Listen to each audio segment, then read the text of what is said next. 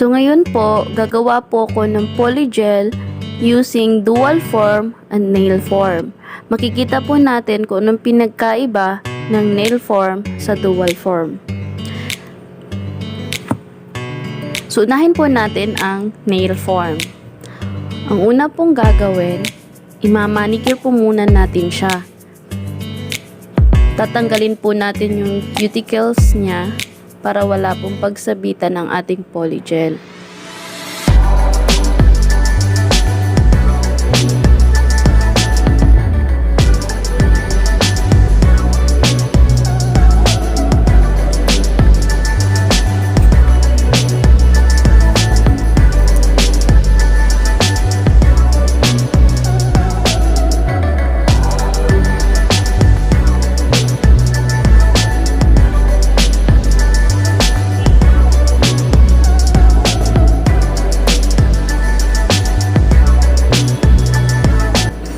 Kailangan po walang matira na hangnail sa gilid kasi siya po yung magiging rason kung bakit mabilis minsan matuklap ang ating polygel.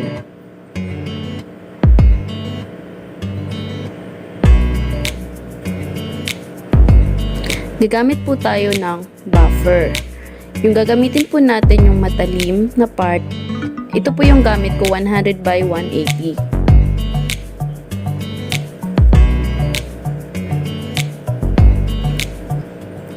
Then, i-buff natin siya side by side at ang ibabaw.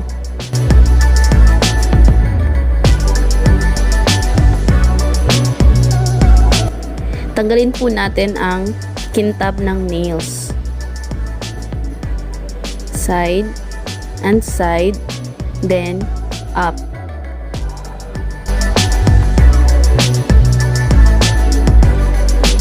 Then, i-wipes po natin using alcohol. Nail prep dehydrator. And second, primer. Then, isa lang sa UV LED ng 60 seconds. Base gel.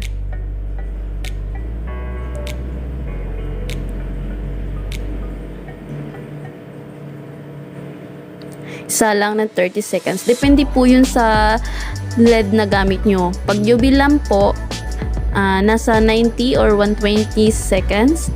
Pag LED naman po, nasa 60 seconds. Pag base gel, 30 seconds lang po.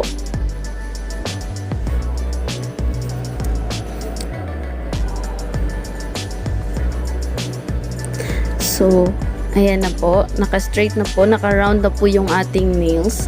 Pero kung gusto nyo mas mahaba, gagamit po tayo ng nail form. Mayroon po siyang sukatan sa gilid, yung number,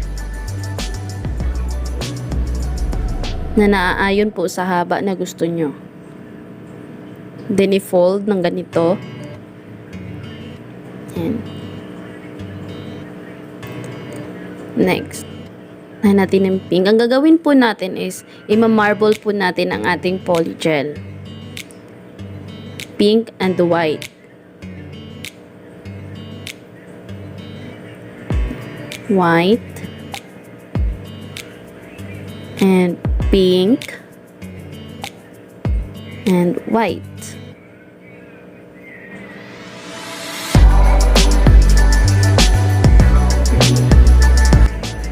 So, marami naman po ang nalagay natin. Hatiin po natin siya sa gitna.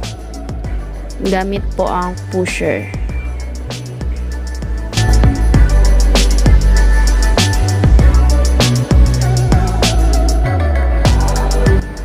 Then, kunin po natin ang kalahati.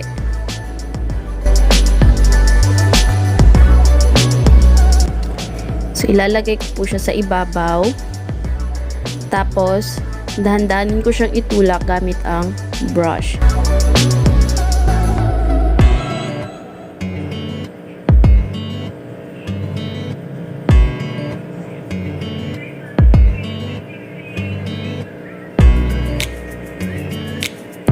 Ipa-flat nyo lang po siya pababa. Yan. Yung pag-flat po, kailangan po tingnan kung pantay. Hindi siya umbok, hindi siya baku-bako. Yan. Then, kung yung pagtulak nyo po, iaano lang po natin sa naaayon po sa shape na gusto nyo. So, yung gagawin ko po is almond shape.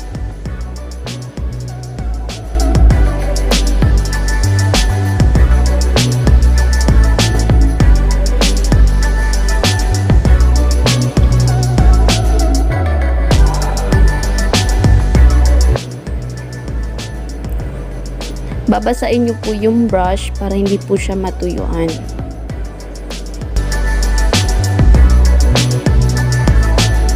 Then, aalisin nyo po yung nasa excess sa gilid.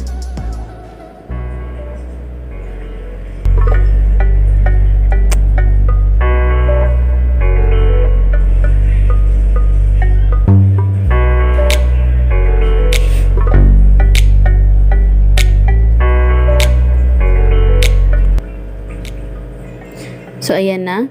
Pag tingin nyo, okay na siya, isalang nyo na ngayon sa UV lamp ng 30 seconds. Nakadepende po yun sa inyo. Pwede rin pong 60 seconds. Then, tanggalin na po natin ang ating nail form. Ayan na. Tuyo na siya. I-wipes natin siya ng alcohol para mawala po yung lagkit. Then, ifa-file po natin siya gamit ang 100 by 180 na e-file. Na nail file. Then, siguraduhin po natin na na-file po natin side by side, pati yung ilalim po ng polygel, nafa-flat po natin siya.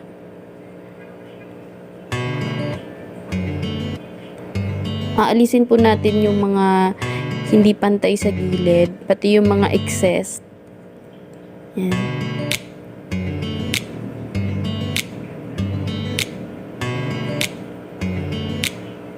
So, ayan na. Shape na natin siya. Ayan, lutang na lutang po ang ating marble. Then, i-buff. Yung buff po yung makinis na part. Yun po yung gamitin natin pang-buff para lang po maging makinis po yung ating polygel. Then, i-wipes po natin ng alcohol.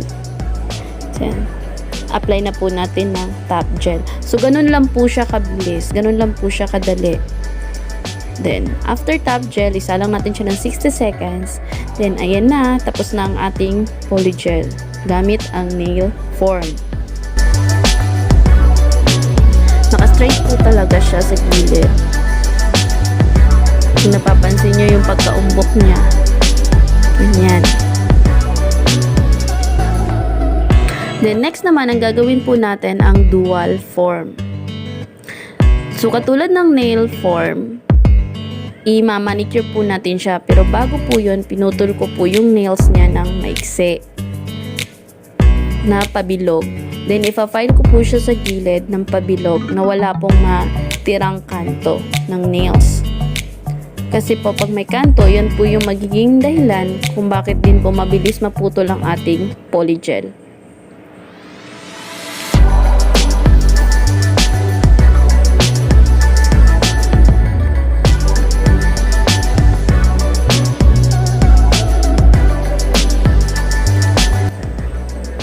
So, katulad po ng ginawa ko sa nail form, sa dual form po, ganun din po.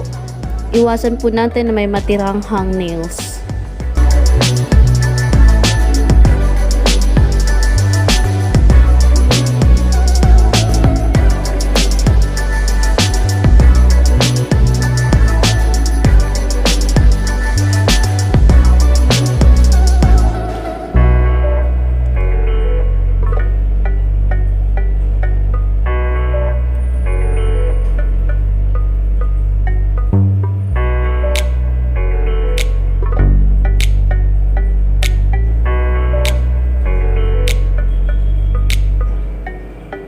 So, ayan na. Tapos na natin na manicure. Pipili po tayo ngayon ng dual form.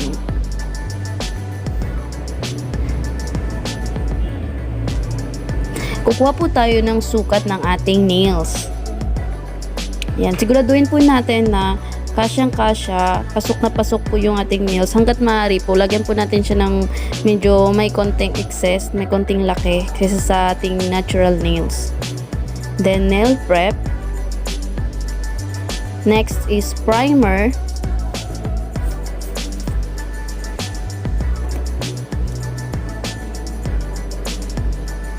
Then, salang po natin sa UV lamp or LED.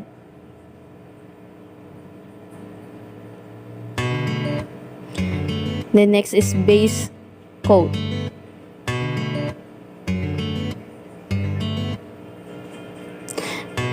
So, ngayon, kukunin natin yung natira nating polygel kanina. Ilalagay natin siya dito sa ating dual form.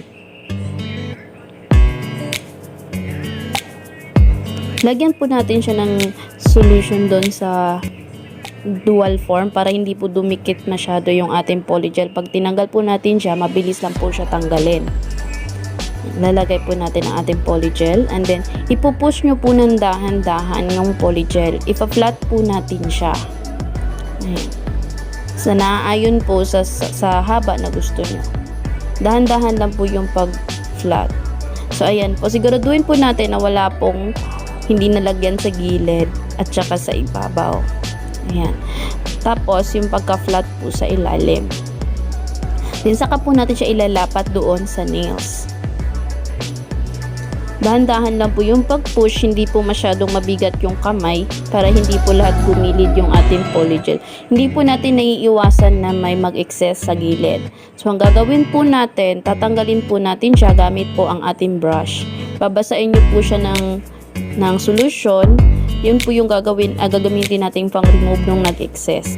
Para hindi po masayang si polygel, yung nag-excess po, itutulak nyo po siya sa ilalim. Pati sa ibabaw, tatanggalin po. And then yung nasa ilalim po, ipa-flat po natin siya.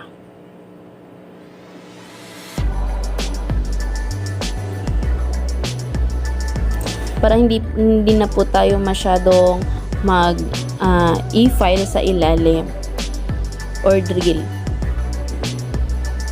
Para po mas mabilis yung ating pag-polygel, dito pa lang po sa pagpa-flat, kailangan maganda na po yung pagka-flat po natin ang ating polygel. So, isalang na po natin siya sa UV LED. Yan. Tatanggalin na natin ang ating dual. So, ayan na yung kalabasan. Saka natin i-file. Tinipush nyo po ng dahan-dahan yung side para hindi po siya masakit i-file yung mga nakadikit.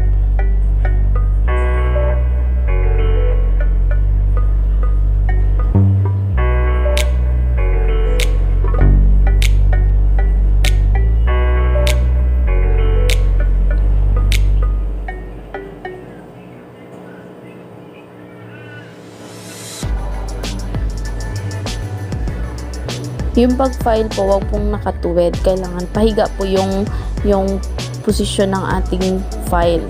Para yung mapa-file po natin yung ilalim na ma-flat po siya. Hindi po yung polygel sa ibabaw. Pagmasdan nyo pong mabuti kung paano ko po final, kung paano po ko po hinawakan yung file at kung paano ko po siya pinapatakbo.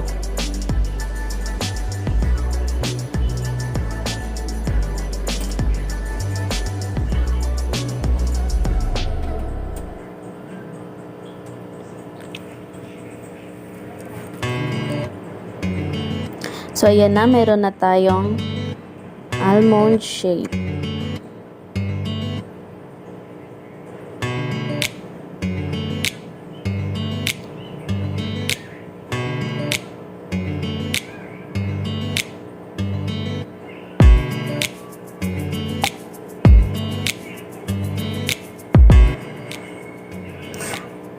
So, dahil may maumbok sa ibabaw, ipa-file po natin siya ng dahan-dahan. Make sure po na na-support nyo po yung cuticle niyan. Hindi po masali sa pag-file kasi minsan po pag nasali po siya nasusugat. Kailangan po pahiga po yung ating file.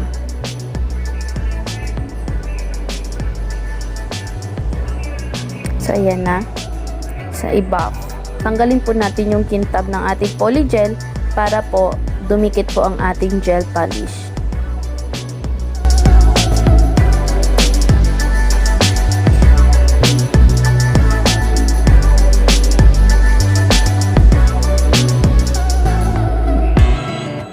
Then, i-wipes po natin.